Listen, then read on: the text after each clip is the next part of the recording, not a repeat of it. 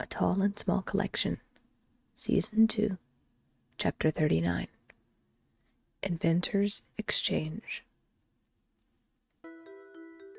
Ray hoped his instinct was right. He felt like it was the right thing to do anyway. Theo seemed like a good guy, and, unlike other humans who he saw, Ray thought he could learn a lot from Theo, who was an inventor like him. Ray had questions as well. What else did Theo know about the littles? Was that why he was so careful with Ray? Also, how did Theo design all of those toys to be the perfect size for a borrower? Was it because of the littles and his understanding of the series? And how did he make those things? Ray had to know. After much debate, it was decided. Ray needed to go back and talk to Theo.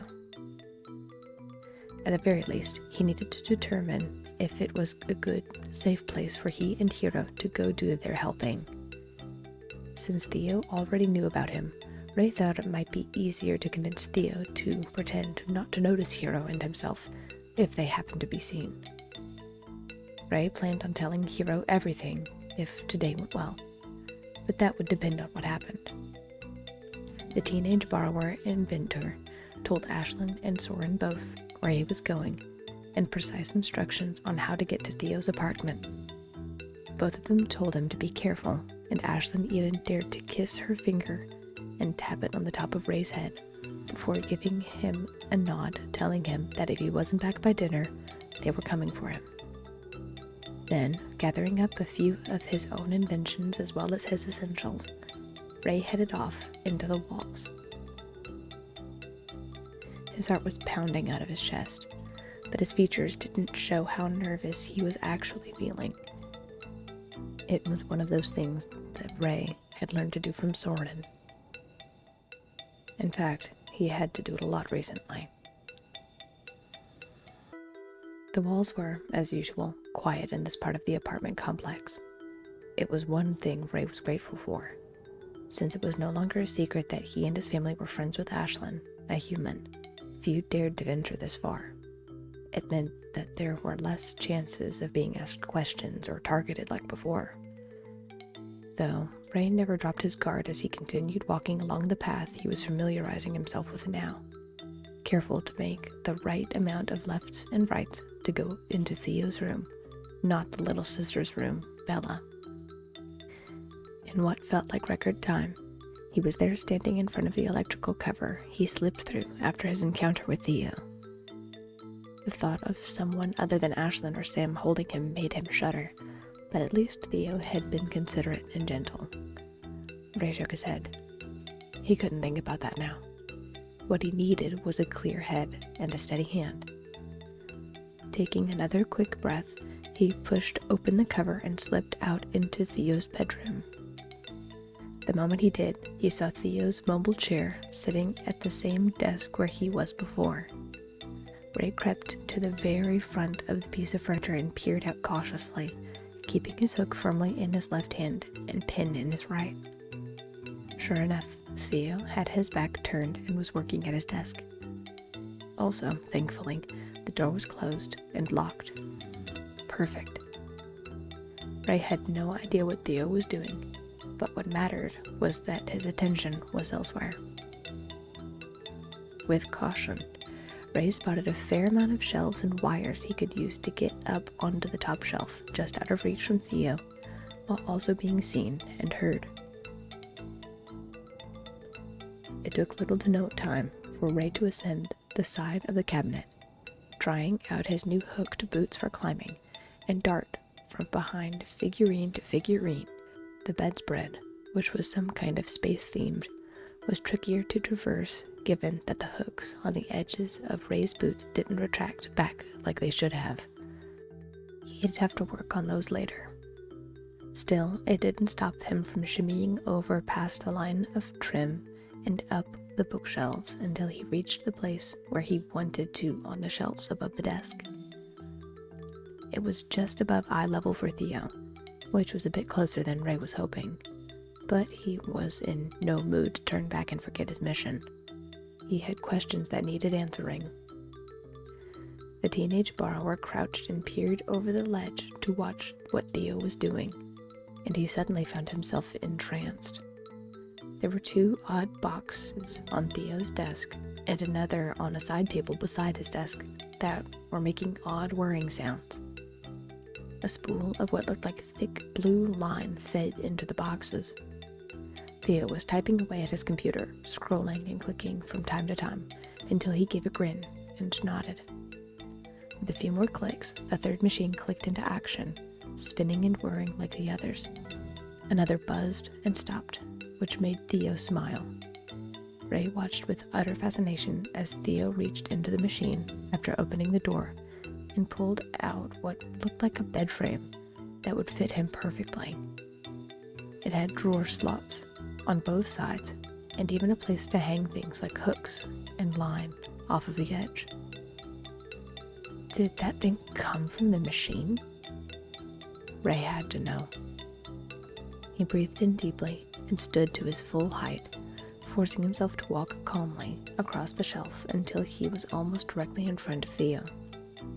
Ray felt Theo's eyes on him the moment they flicked up. Ray watched Theo do a double take, glancing up at the first sound, and then glancing up again to see Ray boldly walking out beside various books and contraptions. Ray stopped in front of him and steeled his nerves as he turned and faced Theo, staring into his keen blue eyes. Ray's own pale blue ones undoubtedly showed he was mildly unnerved, but Ray refused to retreat.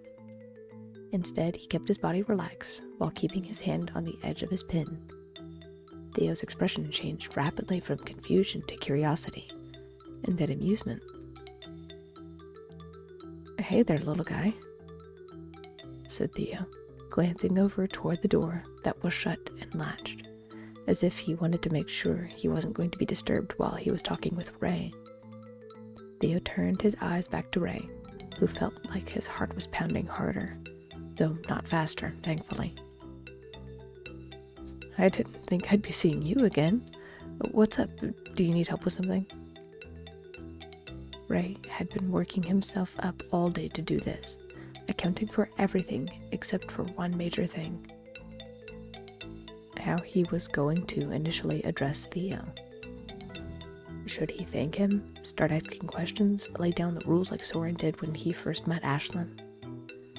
Ray decided that, first and foremost, he needed to express gratitude. Theo had kept him safe when his sister found him in her dollhouse, and then he let him go without question.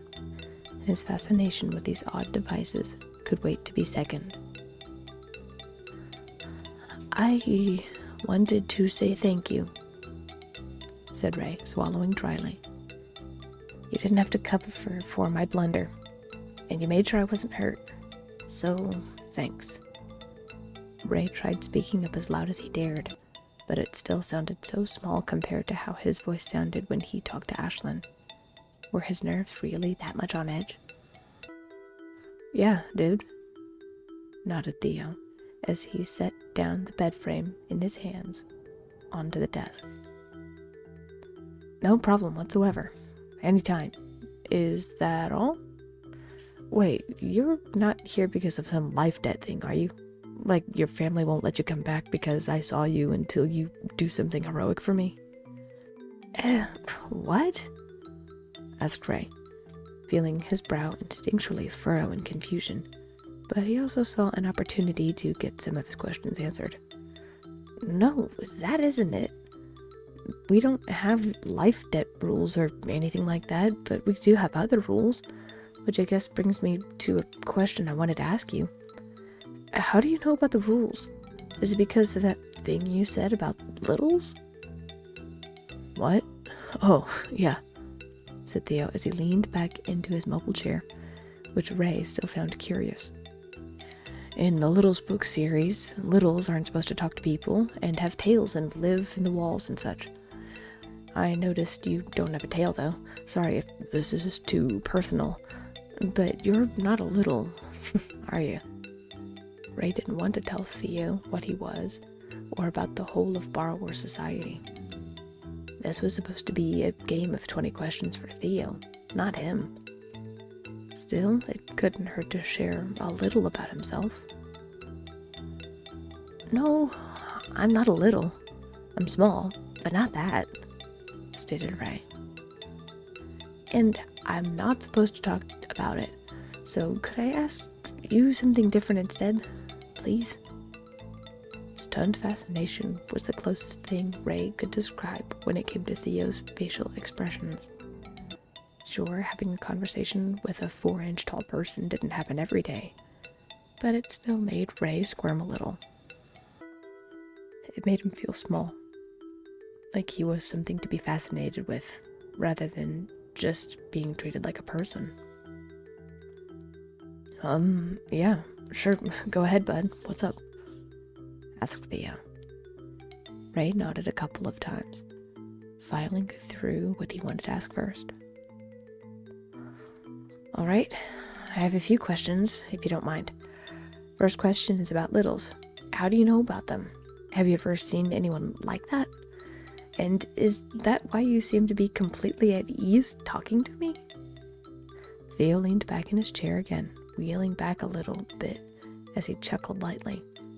Ray initially felt himself bristle as he looked at Theo, but seeing the look on the human teen's face told Ray he wasn't being laughed at. "That is definitely not one question, but I get why you clustered them together," grinned Theo. He kept his voice low, undoubtedly because the other humans were home, but it was still clear enough for Ray to hear clearly. "First part, I know about littles because of the storybooks. My mom used to read them to me, and I always thought the concept was fascinating.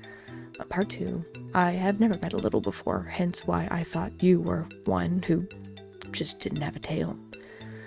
Part 3, I guess that definitely helped, but honestly, you just look like a smaller human, so I guess I'm subconsciously talking to you like one. That answer everything for question series 1? Ray nodded, liking how direct Theo was speaking to him. It was a lot of good information all at once, and he definitely seemed patient in asking his own questions. Ray could see the human was just as curious as Ray, but refrained from bargaining for time to ask his own questions. Whatever these books said about littles and the rules was obviously accurate.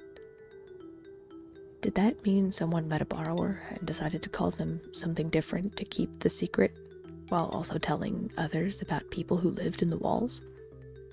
Ray suspected he would never know the answer, but it certainly made him think about how many people might be aware of the borrower secret without even knowing it. Ray snapped out of his temporary stupor and looked down into Theo's keen blue eyes once again. He was waiting patiently for Ray's response. Yes, that did answer those questions, thank you," stated Ray. "Next set then, if that's all right."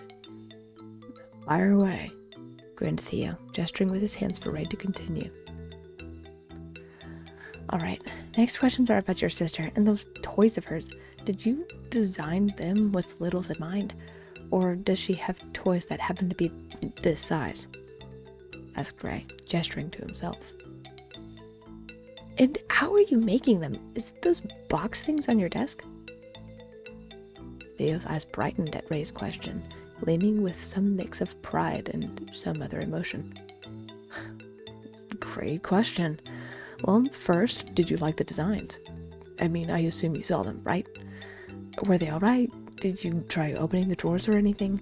Or were they too difficult to open because of weight and such?" asked Theo. Ray thought about his time in the dollhouse. Admittedly, he had not tried to open any of the drawers or cabinets. He was afraid it might be noticeable if he couldn't get the thing closed again. Still, it was impressively made. Everything felt custom, like it was meant to fit a borrower perfectly. It also felt like, as Ray was walking through the dollhouse, that everything was accounted for. He remembered there was a hook stand by the door, and the hinges were perfectly sized. It was like a house was made for someone like him. It felt like he was human-sized in a normal house, even though the colors and paint were done by a kid younger than him. I didn't try to open anything. I didn't want to possibly leave evidence that I was there. Still, everything looked and felt precise, like it was measured perfectly by someone like me, said Ray. Theo raised his fist in a momentary cheer and even did a thing called a wheelie in his chair. Ray knew the look as one of triumph. Evidently, this was exactly what Theo wanted to hear. Sorry, apologized Theo, as he looked back up into Ray's face and saw his momentary confusion. I nerd out over my projects when they work. No, it's fine. I know the feeling, said Ray, feeling himself smile slightly. Was this how Hero felt with Sam? Kindred spirits who had the same interests. Oh, you're an inventor too? Asked Theo, but he raised his finger to stop Ray from answering before he even began. Wait, answering your questions first. I technically didn't design them with Littles in mind, but her toys and dolls do fit the general description, height and so forth of a Little, if that makes sense. It does, agreed Ray. A lot of kid toys could be used for a borrower. Ray remembered some of their early plates and tools being borrowed from doll houses and toy rooms back at their old home. His mom and dad even found some clothes like jackets for winter and blankets from doll houses and toy storage. Anyway, continued Theo, not noticing Ray's momentary reminiscing. I did design some of the things on my own using some 3D programs here on my tablet and computer, but some of the designs came from this website I found called Tay Models.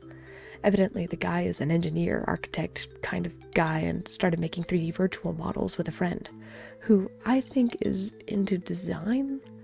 Anyway, they started this business and are making loads of money selling these models and the plans to make them for yourself. For a brief moment, Ray had thought about the creators of Tay Models, an engineer and a designer. How would an engineer and a designer know about how deep to make a wall hook, the depth of a fishing hook, and how it would hang on a wall isn't something a normal person would think about. Ray wondered quietly, keeping his thoughts to himself, for a few more moments before daring to peer over the ledge at the boxes that were still whirring away. He spotted that odd cord going into the machine, the distinct gray color catching his eye. And is that how you make them? Asked Ray as he pointed to the boxes below. Huh? Oh, yeah, they're called 3D printers. They take an image from my computer and turn it into something physical. The trick to printing is to think about what you're making in all different angles. Like, a drawer has to fit into the cabinet. But is it on a track? Or do you have a base on the inside for the cabinet? Do you have the right measurements for the inside? That sort of thing. Do you want to check it out? Get closer, I mean, said Theo, placing his hands on the wheels of his chair and rolling backward a little way from the desk. Ray had to admit that his curiosity was piqued. He had never heard of these things, and the thought of coming up with something with a tube of plastic was intriguing. Going to check, however, meant he would have to get closer to Theo, standing on the desk within arm's reach of the human. Ray paid close attention to Theo's tone and the words he used. In his mind, Ray thought Theo sounded just as excited, but not about him though, about showing off the machines and showcasing his work. It would be like one true inventor talking to another, and this was exactly something that intrigued Ray. Sure, borrowers were inventors and MacGyvers by necessity, but to really think outside of the box and put something together that wasn't meant to be put together was at the heart of what Ray was doing. It took only moments, even though it felt like longer, but Ray found himself nodding as he looked Theo in the eye. I would, if you don't mind, said the inventive teen. Theo smiled and once again wheeled his chair back ever so slightly to give Ray more room, most likely so the borrower would feel comfortable. This action confirmed Ray's instincts, so he pulled out his hook from his belt, secured it to the ledge of the shelf, and slid down the line quickly at a controlled descent. Ray could feel Theo's eyes on him, but he put that thought on the back burner as he landed firmly and flicked the line to knock the hook loose. For an added flair, he managed to snag the hook out of the air, stepping surely where it was going to fall. "Wow, that's impressive," complimented Theo as he watched. Ray felt himself beam just a little with pride as he flashed a toothless smile at the human mere feet away from him. Admittedly, he wasn't as nervous as he thought he would be, probably because he was excited and fascinated with Theo's various contraptions, and his high alert was keeping him completely aware of his surroundings. "Thanks," he said as he walked closer to the large boxes and tiptoed to watch them work. Sure enough, there was a little nozzle feeding the plastic into a box, and then into a very thin funnel, where it looked like it was tracing the same thing over and over again. Ray stepped up to the other box and noticed the same thing. Fascinating. Ray, with his curiosity flaring stronger than before, walked over to the tablet and examined the screen, seeing that the design was a box-like device that looked like a drawer. It was a complete guess, but the borrower teen's suspicions were that the machines were tracing the outlines of these boxes. "Ah, you see the design?" said Theo. Ray whipped around and saw Theo had leaned back in his wheeled chair to watch as Ray examined his workstation. Taking a breath, Ray nodded. "Yeah, and I have to say I'm impressed," said Ray, and he genuinely was. Theo had 3 of these machines going simultaneously, so he could expedite productivity. He was also working with items 3-dimensionally before he could even physically work with them, hold them in his hands.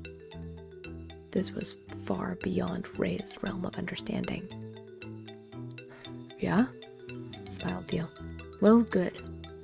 Now, I don't want to be insulting or anything, but do you understand how the program and those machines work? I'd be happy to teach you."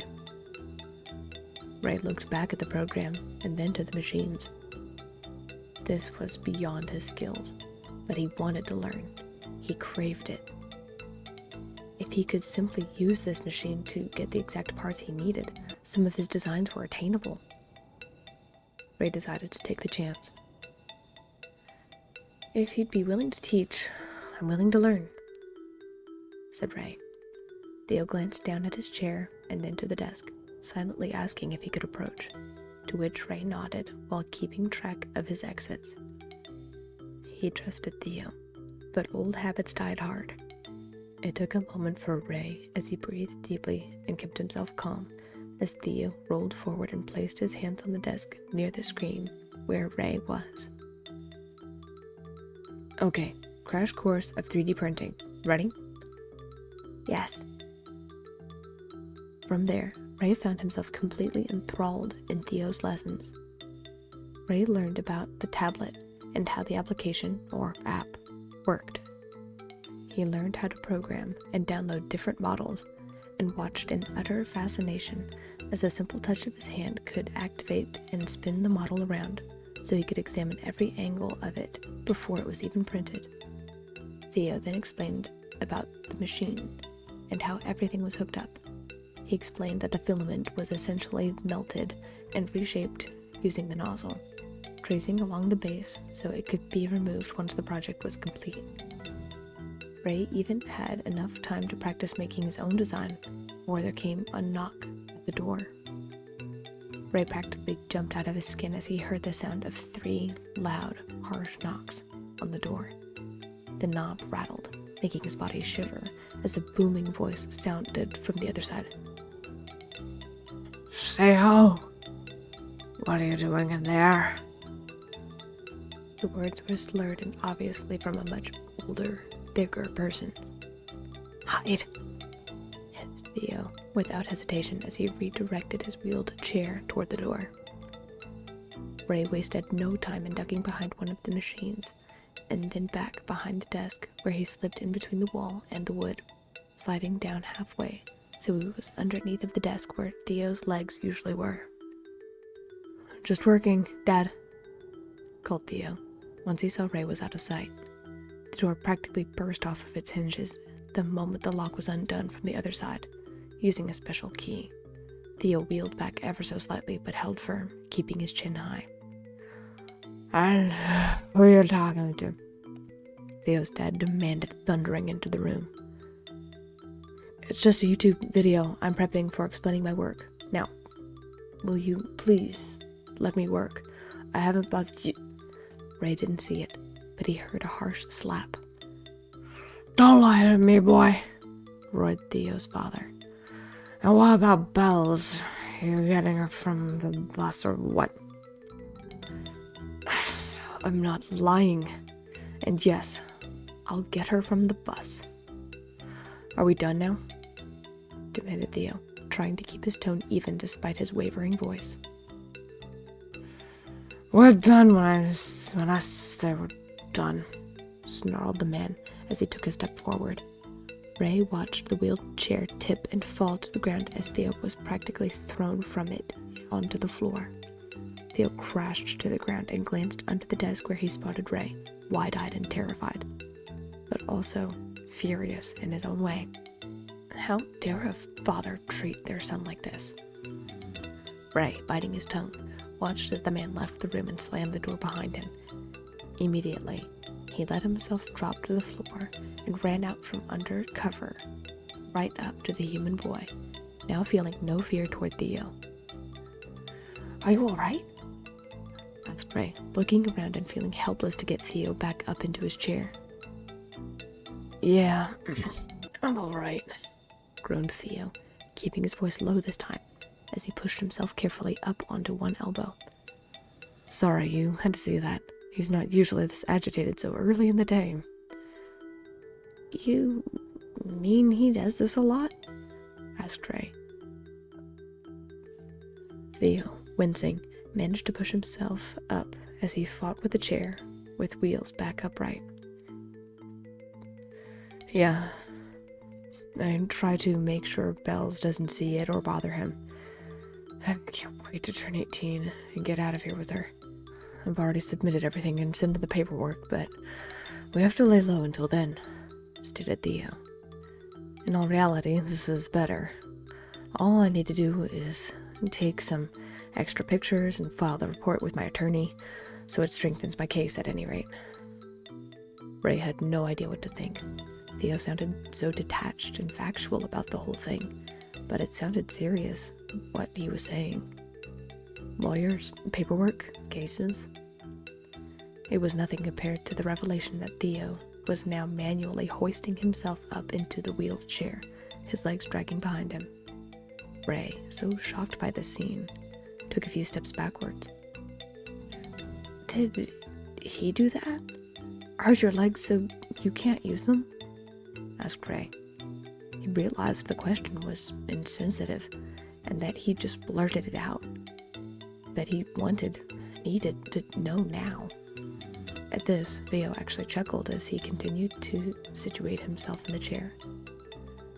"No, he didn't do this. It was, well, long story short, it was a car accident. I tweaked my back after I got Bells out of the car. Evidently, I shouldn't have been moving, but, well, the adrenaline kept me from feeling my injuries until it was too late," muttered Theo, who now, for the first time, wasn't all smiles and fascination. "I'm trying to get prosthetics, which is why I'm saving money for my various printing projects to buy myself a pair. But that'll be a long way away." "Wow," mumbled Ray, staring up at Theo. "I had no idea. To Ray, a human's life usually seemed so easy. They had countless food sources and the ability to travel vast distances. Everything seemed so effortless. It was hard to believe a human could have a bad day. It was hard to believe that such horrendous accidents could happen. and that humans didn't have perfect alternatives to make everything all right. Well, there was probably more to it than all that. Humans had their politics and rules that Ray didn't understand. Instead, Ray could only mutter, "I'm sorry," again. Don't be. I'll be glad when the time comes to leave. Anyway, do you mind if I bother you for something?" asked Theo. It was obvious he wanted to change the subject, so Ray decided to humor Theo. After all, he had spent time and taught him about the application and 3D printing. "Sure. What is it?" asked Ray, bracing himself for Theo's request. "Well, it looks like you have some inventions there on your back and at your sides. If it's not too much to ask, maybe I could ask you about them. Tell me about your designs and stuff. I mean, it's absolutely fascinating. You don't have the same tools that I do. At least I don't think you do. I'd be interested to know how you made those designs, what they do, and what you use for tools," stated Theo. A true inventor to the end. Ray nodded and looked back up to the desk. He thought about using his emergency belay device, but then he heard Theo's voice. "Do you want a hand up?" Ray, usually, would politely decline, but given the circumstances, it seemed appropriate. "If you don't mind," smiled Ray. "Thanks." It was odd, but Ray felt little to no fear when he stepped onto Theo's fingertips and was lifted up onto the arm of the wheelchair and then onto the desk. From there, Ray went into his own descriptions of his inventions and how they operated. Theo absorbed every word, actually taking notes on the design and asking minimal questions until Ray explained how everything was designed. "Absolutely amazing," breathed Theo. "Thanks. You're not so bad yourself," grinned Ray. As Theo glanced at the clock, he sighed. "Well, I'm sorry to cut our time short, but I need to go and get to my sister. She'll be home soon," said Theo. "But promise me we'll get a chance to talk like this again. This was nice." "Agreed. Though I'll have to see when I can come back. Soon, I hope," said Ray, meaning it. It was nice to have someone on the same crazed inventing mindset like him. With that, Ray descended down the line and vanished into the walls. He was practically buzzing with excitement, wanting to go back sooner than later, but knew the parameters. Besides, he had to go and talk to a certain hero about a human who needed their help.